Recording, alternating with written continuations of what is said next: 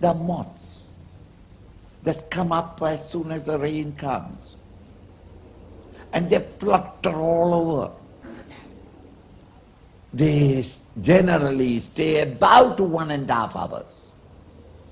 In thousands they come up, and after that fluttering about, they fall away. And as they fall away, slowly their big wings, very long wings, they drop out of them. And they start crawling about. All their entire life is according to your chronometer, your watch, your concept of time. It is only 1.5 hours. In that 1.5 hours, they have to be born, grow up, procreate, lay their eggs, and die. In fact, they don't die. They become live food for the ants. Nature supplies to everybody. Whenever there is a disturbance in society, the looters come. Have you seen them? It's beautiful to see. One of the most beautiful things of human endeavor. Everybody frothing in the mouth. Why?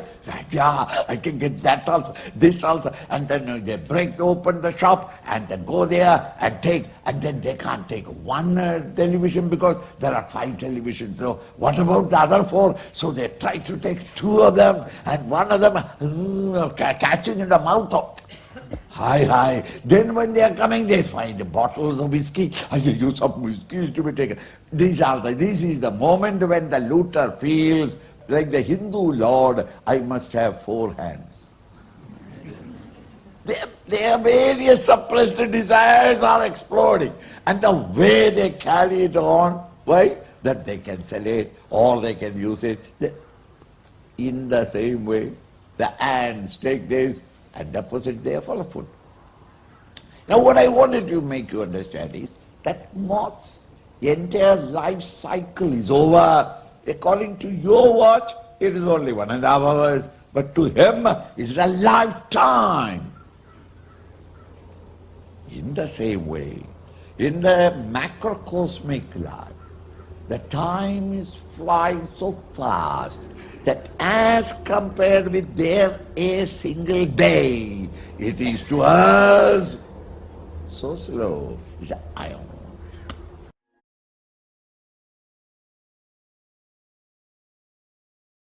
Avyaktad Vyaktaya Sarvaha. Avyaktad, from the unmanifest, all Vyaktam, all manifested world comes out.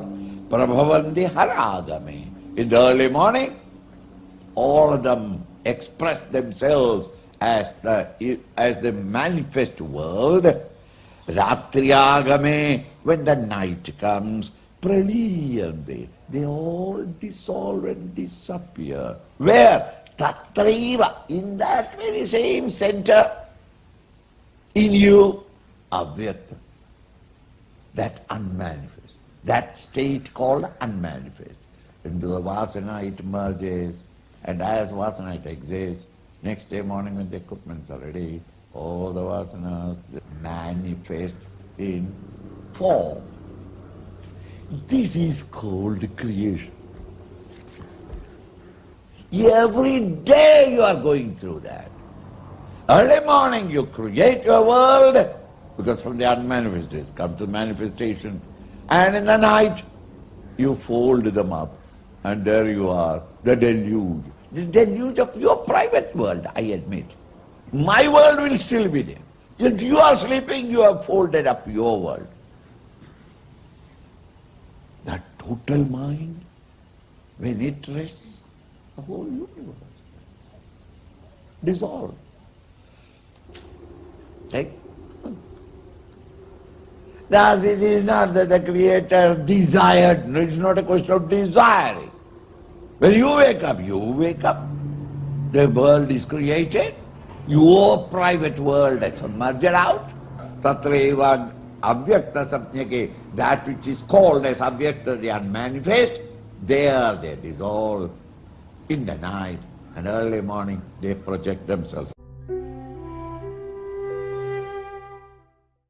Thus, the entire world of beings and things, names and forms, the entire pluralistic world, avasha, helpless. They manifest in the day and become unmanifest in the night. It's a question of the play of your mind. When the mind is folded, the world which was so real, when you are looking through the mind, is no more there. When the mind, when you start again tomorrow morning to look through your mind, your world is there. When I am looking through a colored glasses, I see that color everywhere.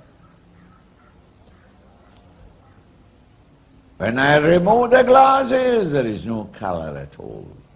Now the question is, where did the color come from? It can't be the color of the objects outside. It cannot be the color lent by my eyes. But it is the medium through which I was looking. Was colored, and therefore everything looked colored.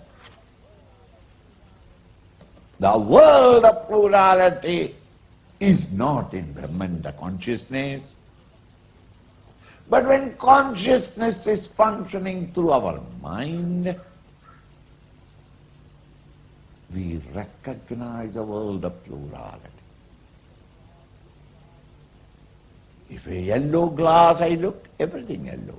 Blue glass, everything blue. These color yellow and blue are not there. It is the misinterpretation of the vehicle through which I am looking at. So one who has folded the mind and gone beyond the mind, he sees the world as it is, not misinterpreted by the mind and your past inhibitions, the vasanas. It is avasha. You and I are helpless. You can't protest against it. This is how we are playing about. Then you say that the worlds came, worlds went, all rhythmically happening. A play of the mind.